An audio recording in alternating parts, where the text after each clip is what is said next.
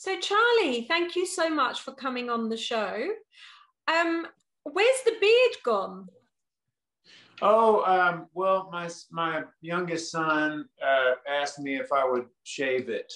Um, it got really long, and I think that well, he's only 7, and it was a new thing for him. And I think after a while, he was missing his dad, so I shaved Fair it enough. off. Fair enough. It's funny because I saw when I was doing my research, I was looking around and there was a video that said it was Charlie Starr interview, and I was like, that's not Charlie Starr. That looks like God, I've lost his name now from the Black Crows. What's his name? Oh, Chris Robinson. Chris Robinson. Yeah, Yes. You used to that's look a like him. I was like, oh my God, that's hilarious. Because I know you're friends with him and he actually named the band, didn't he? he did. Yeah. Apparently, you can't grow a beard these days without being Chris Robinson, or ZZ Top. Yeah, that's very true. I guess not bad comparisons anyway. That's right. Um, yeah, so how are you? I hear you are playing gigs. Yeah, I'm doing well. Thank you. I'm in Wilmington, North Carolina right now.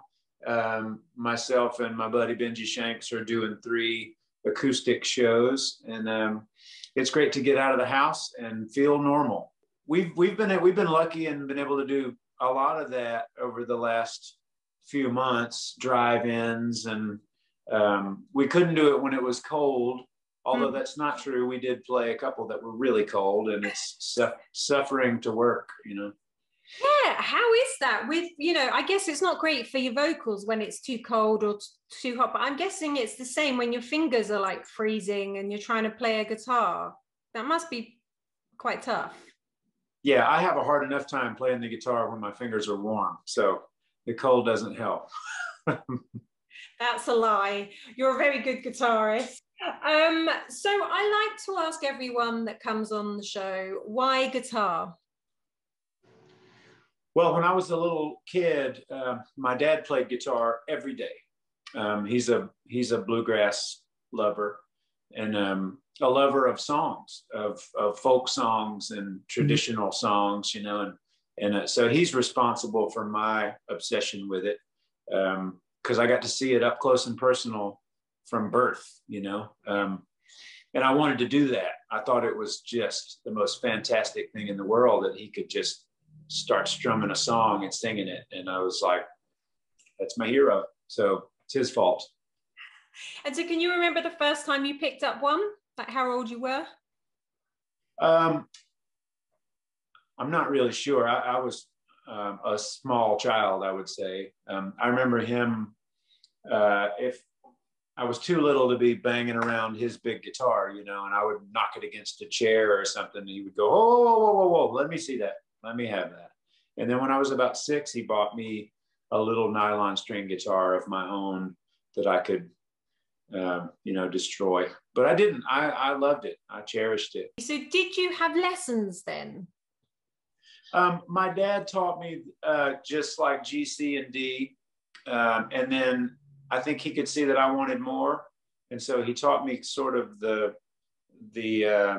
whole of his knowledge. And he had a friend who was a piano player. So that man would play the piano and direct me on the guitar. And he would say, and that started to become theory, I think, where melodically, he would say, no, find it, play it like, find the melody. And that was really helpful, I think, musically, because it was a little abstract. It wasn't like, he wasn't showing me how to play a whole lot of love or something like that. That came later when I had an electric guitar and teenage friends it was always the trading of the riff. Like, guess what I learned? Oh, I learned Immigrant Song. It goes like this. And then you pick up from each other.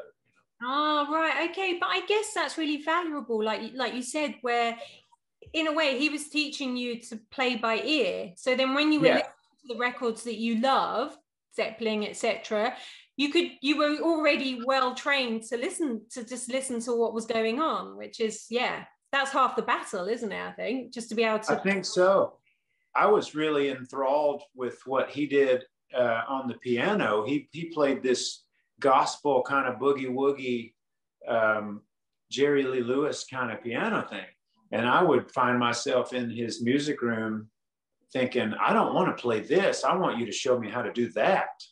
I want to play Great Balls of Fire, you know. But he never would let me, so. Damn. So did you learn how to play the piano as well?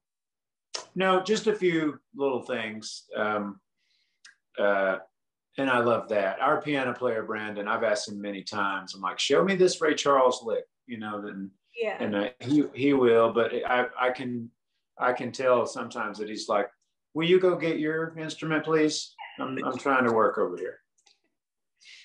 So I'm like itching to ask you about that guitar on your lap there. It looks a bit worn, which is what I always love about a guitar. So that sort of says to me that maybe there's a bit of a story with it. Yeah, this guitar is a 1947 Martin 00018. Oh my God. And I bought it in Florida, and it spent many, many, many years in, I would say, bars because of how dark. I think that's nicotine staining on the lacquer of the top there. Somebody really strummed the hell out of it right there. Yeah. And if you look, I don't know if you can tell on the phone, but it looks like somebody put a drink right here. Like maybe they put it in their lap and put a bottle on it. But it's really, I don't know if you can tell. These old guitars, you know, they've been instruments for so long, and the wood is so completely dry. And so they always are more expressive and louder than a new guitar, especially acoustic guitars specifically. But this one is a Canon. And louder than some of its big brothers. It's a beauty. It's a beauty. And I know that you have a few vintage guitars. And what I love about vintage is that you're buying a story with the guitar as well, aren't you? I know Bonamassa always says that. Like, you know, yeah. Part of what he's doing is buying a history and story and everything that comes with it. And it's just so exciting. Can you remember the first guitar that you picked up or that you bought that you felt like, oh God, this is it. Like, this is like a big boy's guitar kind of thing, you know, the real deal, so to speak.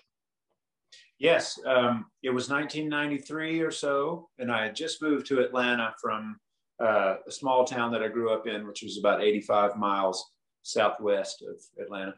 And I started making friends, and I was trying to, you know, meet other musicians, like-minded musicians, and join a band or form a band. And I went into a little music store called Clark Music, and I met a soulmate right away, a friend for life. His name is Ted, and he worked there. And we started talking about guitars, and he said, I got a guitar that you need to look at. And it was a 1956 Les Paul Jr. that had been refinished black, probably in the late 70s. And it was really beaten and worn. And it belonged to Rick Richards, who was the lead guitar player of the Georgia Satellites. Right, yeah. And I thought it was just fantastic looking, first of all. And he pulled it down off the wall, and we plugged it into a Marshall. And I was sold. I had to have it. I couldn't afford it, but I made it work. And I had to go rob a bank across the street. That's not true. I did a little trading and borrowed some cash, and I've had it ever since. And it's my favorite guitar. And I've got lots of juniors now. I love Les Paul Juniors. Love the single P90 guitar. I've got really clean ones, really beautiful ones, and I love them. But none of them sound or play as good as that guitar, as well as that guitar. It's just a magical instrument to me. That's nice. That's like one of the first ones that you bought as well, and then it stayed with you throughout. It was a good purchase. It was. It worked out.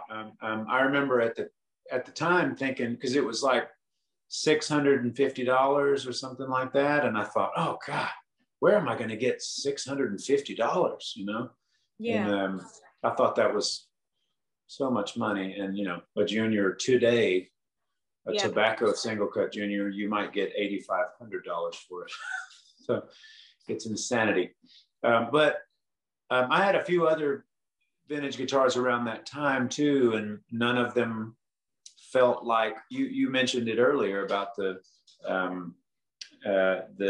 story, and the story was a big part of it because I loved Rick Richards, revered him, still do. He's an Atlanta hero, you know. And I thought, okay, well, I found at some point a bootleg VHS tape of him playing it in the early 80s. And so that's a huge part of it. It still is. I'm like, this guitar has made some music. And it's like they're passing on the baton to you as well to go and make some great music, which you have been, which leads me nicely to the new album, which when I got sent it, it was about a month ago. I've not stopped listening to it. It's a fantastic album. And I know everyone says this when, you know, but I think for me, it's your best album that you've done. Oh, thank you. It's great. And it's got so many catchy tunes on it. It's like, you know, what is it? The beginning of You Hear Georgia. It's when I open you hear Georgia when I open my mouth. How does the lyrics go at the beginning? Tell me again. Yeah, that's it. You hear Georgia when I open my mouth. Makes no difference what I'm talking about. It's just great. I just absolutely love it. What's that? What were you thinking when you approached this album? Like, what did you want to achieve with it? Well, I don't think that we or I had any grand plan. It was just like when we make a record, you know, it's try to record a strong batch of songs. And then when you get, you know, into the process and you start to see it come together, you think, oh, and then you get into, okay, well, I know what the running order should be. Yeah. It should be, you know, this fast one here and a slow one here. But I think one of my main objectives when we make a record has always been have a lot of variety. You don't want too many songs that sound similar. That sucks. Yeah. And just really make it an experience for the listener where they want to hear it again. Yeah, it's like a life story, isn't it, kind of thing. It's like you're you know, 1 minute you're listening to a song about someone being a bit depressed or down about something, and then the next song is when they've come out the other side of that and they're happy again. It's like you go on a journey, and I think that's what you've created with this record, which I think is great. So did you write this? When did you write it, and when did you start producing it? Or were you doing it all at the same time? Because was this done during lockdown?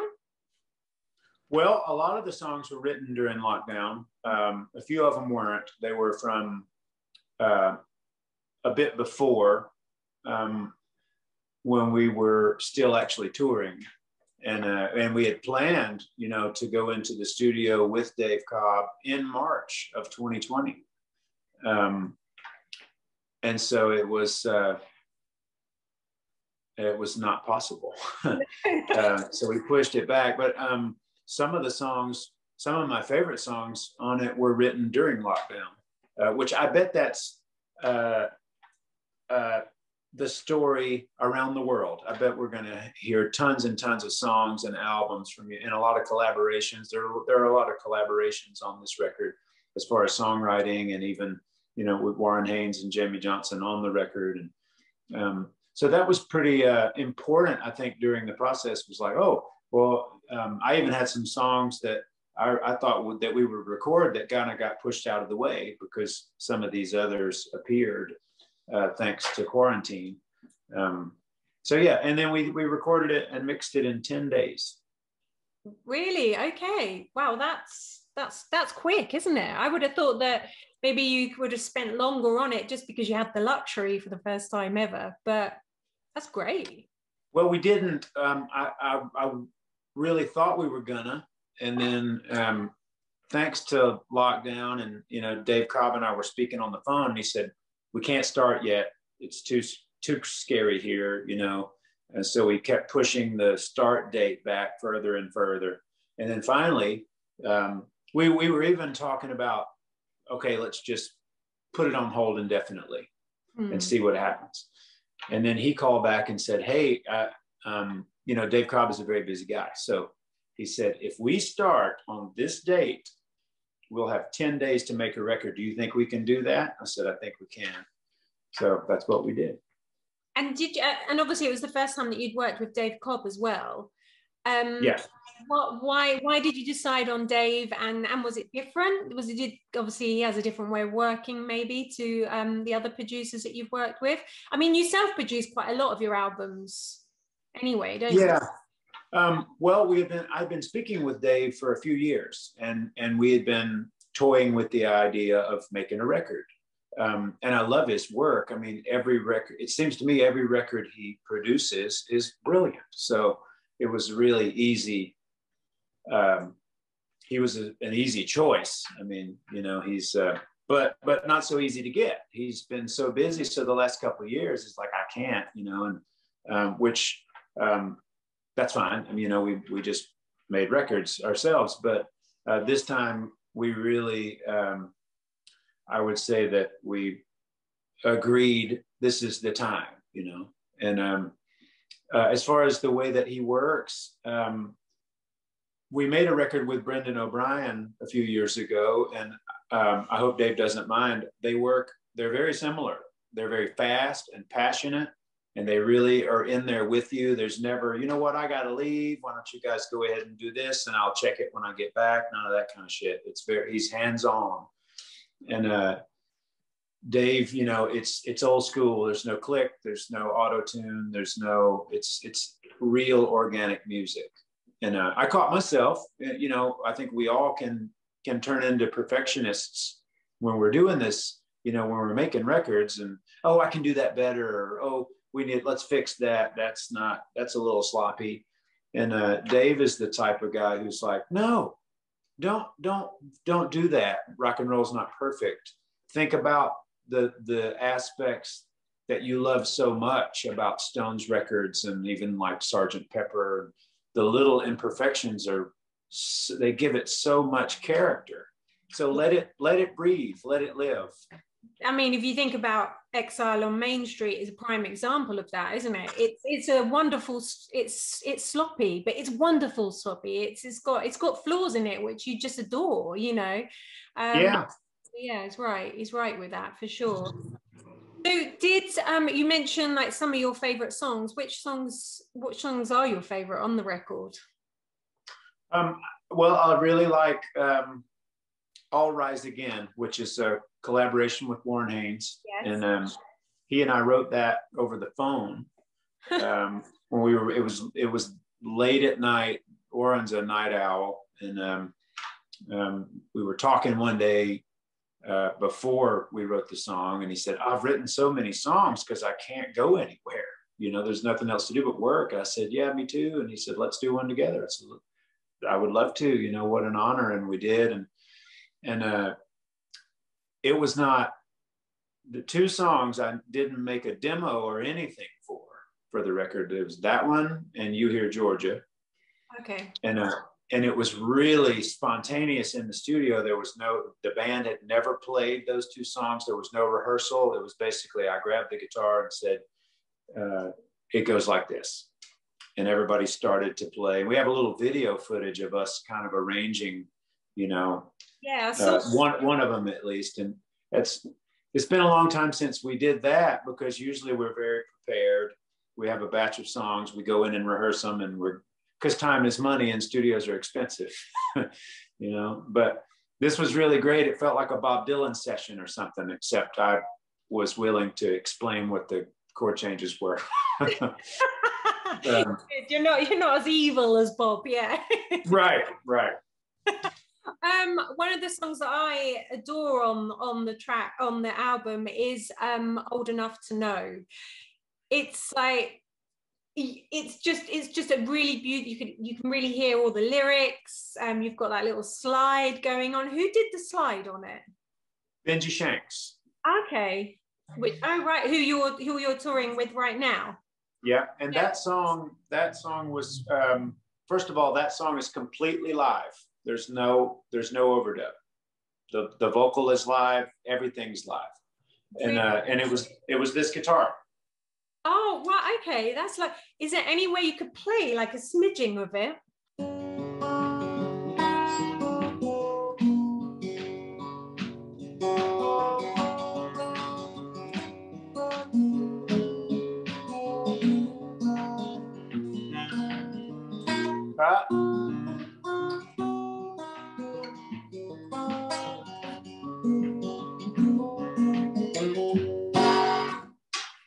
Again, that's like a real life song, isn't it? Yeah, it's true. Yeah. What is it about?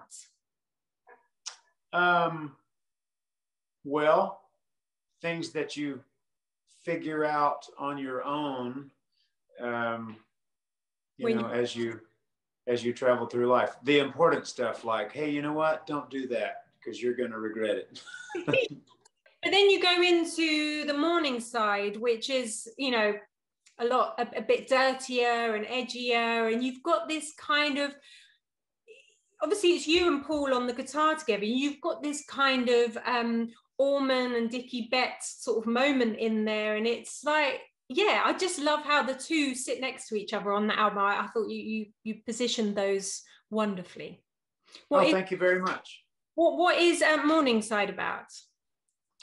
That was written pre-pandemic with a good friend, Nick Perry, formerly of Silvertide, yes. And a great guitar player, great friend, great musician. And anyway, I think we were talking about or thinking about, funny enough, George Harrison when it comes to that song's music. I think the chorus really makes me think of All Things Must Pass era George Harrison, the way it leaves that great big dirty riff, yeah, and goes into this a little more melodic kind of chorus. But lyrically, I just kind of, I was reading a book to my son, and it was a book about time around the world and how when we're sleeping, they're awake on the other side of the world. And metaphorically speaking, I thought, well, that means the sun never really goes down. It's just shining on somebody else at another time. You might think it's dark for you, or that it's dark, period, metaphorically speaking, but it just ain't your turn yet. Somebody else the sun is shining on someone else at that time. You are such a great lyricist. I mean, that's wonderful. Oh, thank you. I love that you get the inspiration from, reading a kid's book.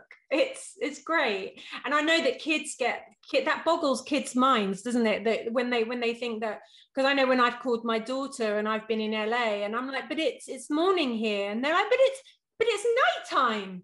And I'm like, yeah, it's morning where I am, and I know it's nighttime where you are, and they just can't get their head around it because my daughter's 5, so pretty much the same. Yeah. It's funny that, isn't it? Right. I can't get that either. I have a good friend that lives in China, and I forget and call him, and he's like, dude, stop it. It's 4 a.m. I'll call you tomorrow. I love that. So sonically, how do you and Paul work together? Because you both do lead, you both do rhythm. How do you kind of work it out between the two of you? I think that I will, bring in the riff and the kind of the way the song goes, and we just kind of work through it, like play to each other's strengths kind of thing. And now this record is the first record we've made as a full-on 3-guitar band with Benji. So that made it even more complicated. But I love it. I always was really fascinated with the first few Skinner records.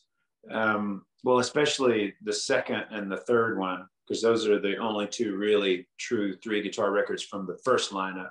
But how they were all 3 playing something different all the time, but they stayed out of each other's way. Yeah. And they were very precise with their parts. Like when they played live, they played those parts on the record. It was that's the way that they were structured. as a band. Like this is what we're gonna do. We're not gonna go off on any crazy jam tangent. We're gonna play these songs the way they go. And I wouldn't personally want to be in that sort of military style situation, but Ronnie Van Zant ran the band that way. But with Benji now and Paul and myself, I feel like we can sort of take on a little of that to stay out of each other's way, but at the same time, allow each other all the freedom to come and go and weave in and out as we please. But to answer, a long-winded way of answering your question is, yeah, we have to talk about it.